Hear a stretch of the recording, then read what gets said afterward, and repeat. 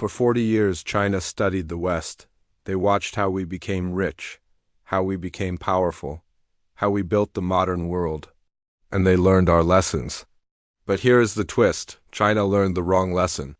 The West succeeded by being free, democratic, and open. China looked at this and said, "No, you succeeded by being ruthless, protectionist, and strategic." You just forgot, and China is right. Because the West did not become rich through freedom and democracy. We became rich through mercantilism, colonialism, and industrial policy. Then, after we were already rich, we adopted free markets and democracy. And we told the rest of the world, this is how we did it. Copy us. But China studied history. And China knows the truth. The West became powerful by cheating, by exploiting, by protecting industries and dumping goods on foreign markets. China looked at 19th century Britain and America, not 21st century Britain and America. And China said, we will do what you actually did, not what you say we should do.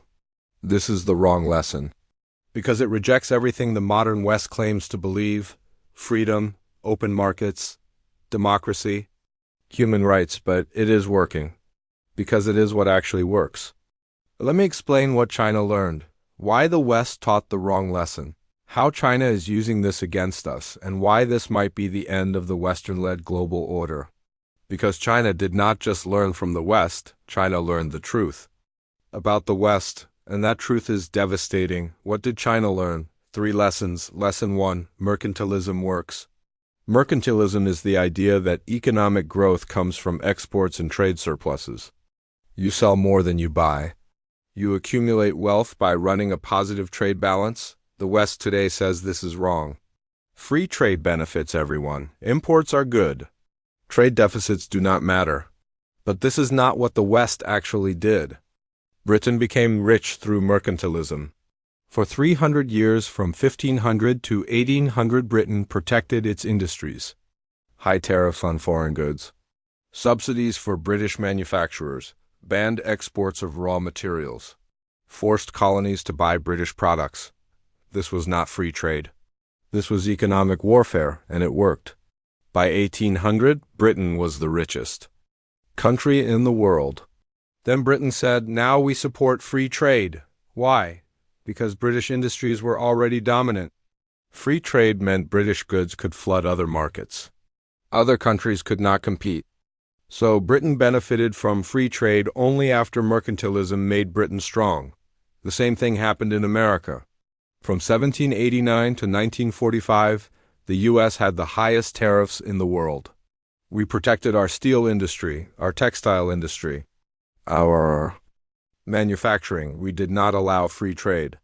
We built our economy behind tariff walls.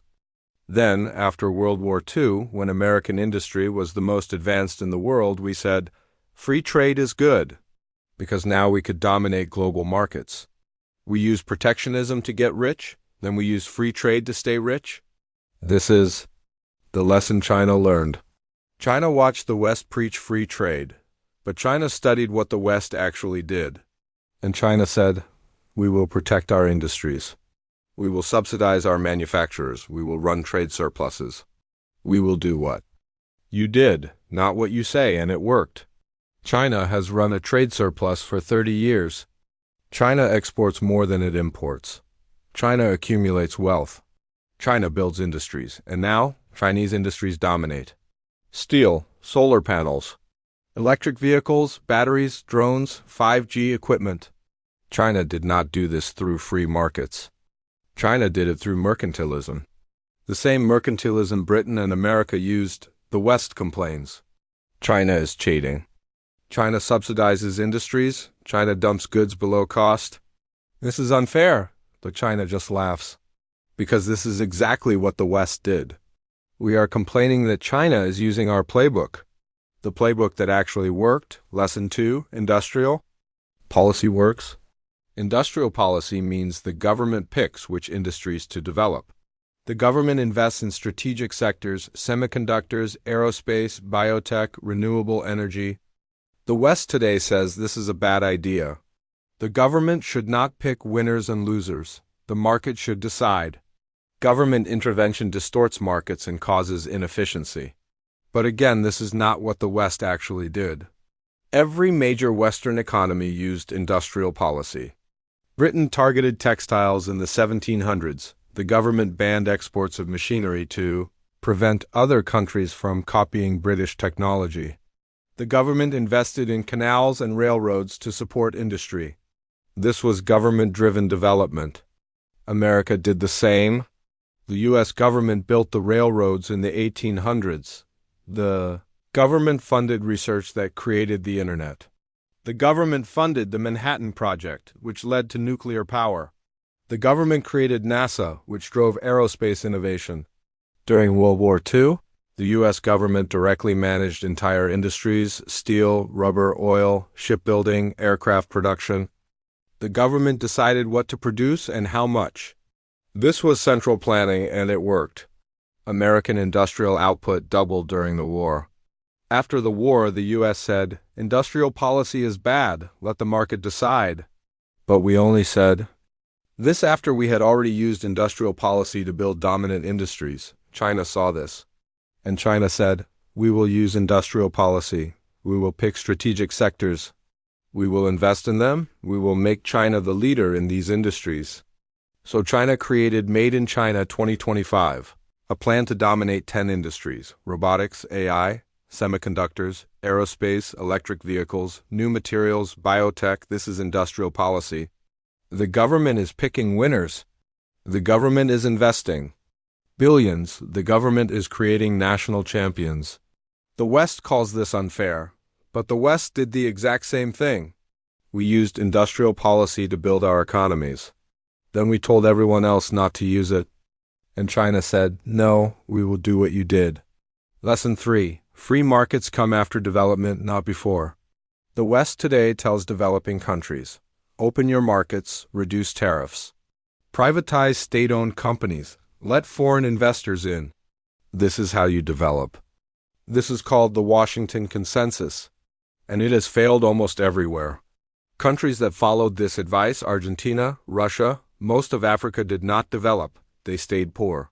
Or they got poorer. Why? Because open markets before development means foreign companies dominate your economy. Your domestic industries cannot compete. They collapse. You become dependent on imports. You never industrialize. China looked at this and said, "This is a trap," because that is not how the West developed. Britain did not have open markets during its rise. Britain protected its markets. Britain banned imports that competed with British goods. America did not have open markets during its rise. America had the highest tariffs in the developed world. We protected our industries from foreign competition. Japan did not have open markets during its rise. Japan restricted foreign investment. Japan protected Japanese companies. South Korea did not have open markets. South Korea banned foreign ownership of key industries.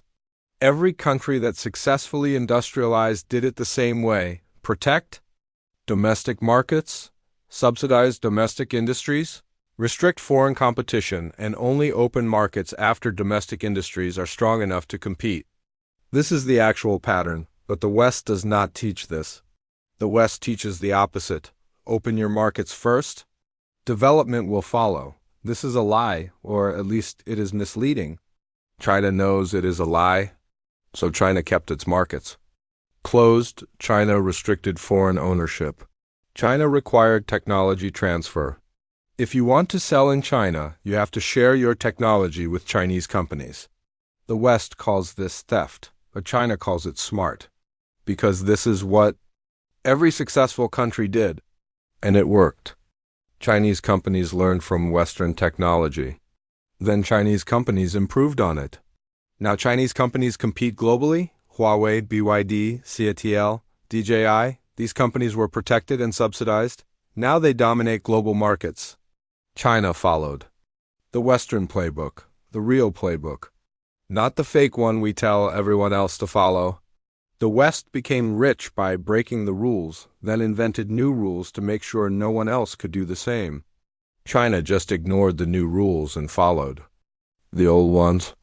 So those are the three lessons. Mercantilism works, industrial policy works, and free markets come after development. Each lesson contradicts what the West preaches today, but each lesson is what the West actually practiced. Why does the West teach the wrong lesson? Two reasons.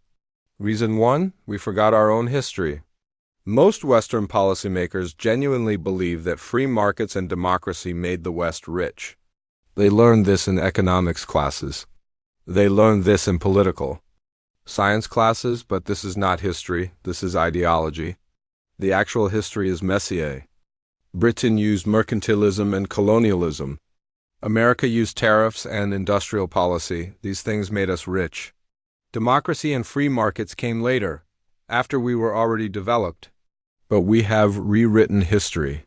We tell a story where freedom and openness made us successful. This story is more flattering. It makes us feel good, but it is not true. And China knows it is not true, because China actually studied our history, not our propaganda.